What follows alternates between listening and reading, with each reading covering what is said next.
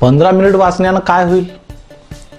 तुम्हाला ही सवय जर लागली तर काय होईल? आणि ॲक्च्युअलमध्ये ही सवय मला लागली तर काय झालं, या सर्वांची उत्तरं आपण आजच्या या व्हिडिओमध्ये पाहणार आहोत. तर आपण ज्या पद्धतीनं हे जे सुरू केलं ते 15 मिनिटं हे खूप आपलं जीवन बदलणाऱ्या गोष्टींसाठी ह्या गोष्टी आहेत. तर नमस्कार, मी जितेंद्र राठोड थिंक जित या यूट्यूब चॅनलवरून आपलं सर्वांचं स्वागत करत आहे. तर ह्या छोट्या छोट्या गोष्टी आहेत पण खूप चांगल्या पद्धतीनं आपल्या जीवनामध्ये बदल करणाऱ्या आहेत. समजून घेण्यासारख्या या सर्व गोष्टी आहेत. Read every day. Reading is a good habit. Read 15 minutes in one book. Reading 15 minutes in one day. हे सर्व जे वाक्य आहेत ते तुम्ही फक्त सुरुवात करायची या गोष्टीला.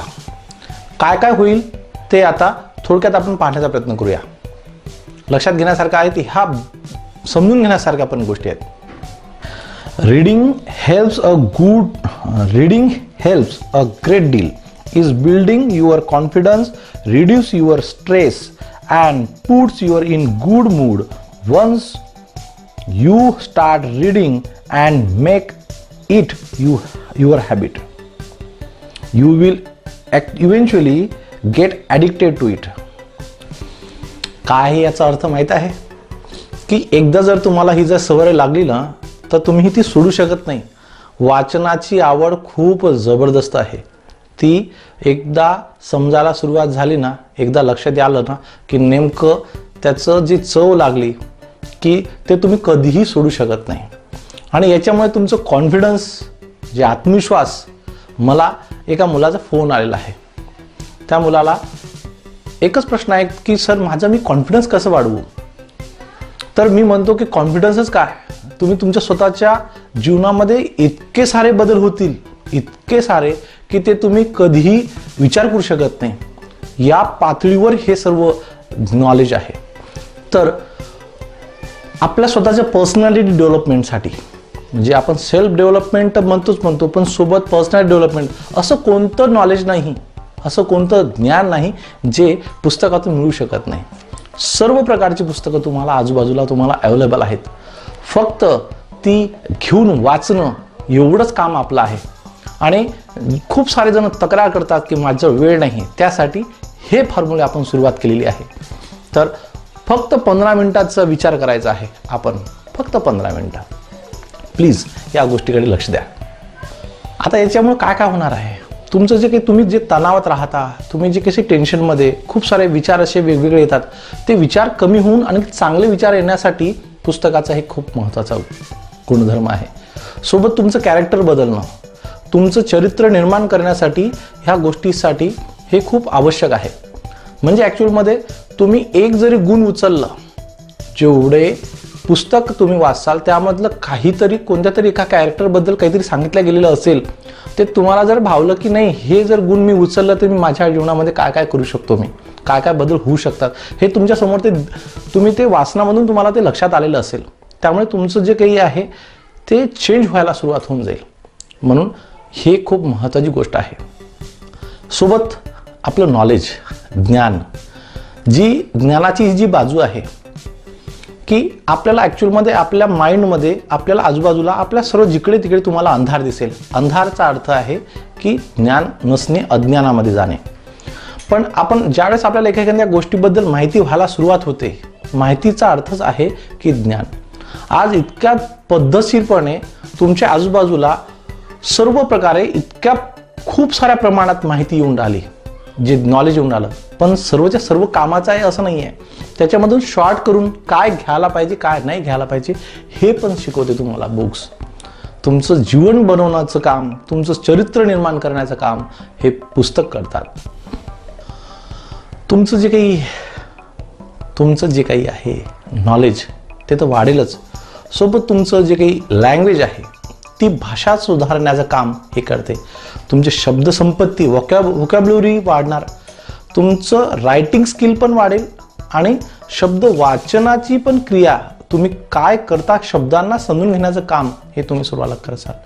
खूप सारे लँग्वेज तुम्ही एंटर करसाल त्या याच्यामध्ये. खूप जण असे आहेत की जे आपली स्वतःची भाषा तर आहेच आहे, काही काही जणांना 7 ते 8 भाषा येतात. ते फक्त शब्द या वाचनांमुळे. माहीत आहे तुम्हाला. आणि सोबत हे तुम्हाला पीसफुल बनवते, म्हणजे एकदम शांतपणे करते. तुमचं मूड हे चांगलं करण्याचा प्रयत्न करते. तुमचा आत्मा हा खूप शुद्ध करण्याचा प्रयत्न करते. वाचन असं काही आहे की जे तुमच्या चांगल्या जीवनाचं दार उघडण्याची एक किल्ली आहे, जे तुम्हाला त्या चांगल्या जीवनामध्ये तुम्हाला ते घेऊन जाते. म्हणून थोडंसं विचार करा आणि रोज फक्त 15 मिनिटं द्या आणि बुक्स वाचायला सुरुवात करा, पुस्तक वाचायला सुरुवात करा. माझी विनंती आहे तुम्हाला. आता इमॅजिनेशन पॉवर वाढते. हे खूप वेगळ्या प्रकारचा हा जो मुद्दा आहे. तुम्ही कधी समजा तुम्ही समुद्र पाहिलं नसेल असं स्वतःहून, किंवा एखादं वाळवंट पाहिलं नसेल, पण जर तुम्ही ती एखाद्या पुस्तकामध्ये त्याच्याबद्दल असं लिहिलेलं असेल त्याच्या बाबतीत, तर ते इतकं हुबेहूब वर्णन केलेलं असते की तुम्ही न पाहताही तुम्ही तुमच्या इमॅजिनेशननं, तुमच्या विचाराने तुम्ही तिथपर्यंत चालले जाता आणि तुम्ही ते विचार करायला सुरुवात करता. आणि हेच जे आहे की सर्वात महत्त्वाचं काम ते बुक्स करतात, पुस्तकं करतात. Imagination is a most powerful thing. लक्षात ठेव जा. आता तुम्ही म्हणसाल की हे इमॅजिनेशनमुळे काय होणार आहे. तर आज जे फिजिक्स, केमिस्ट्री, मॅथ्स याच्यामध्ये याचाच तर खूप सारा चांगला उपयोग होतो. आणि याच्यामुळे मुलांचे जे विचार करण्याची क्षमता वाढते.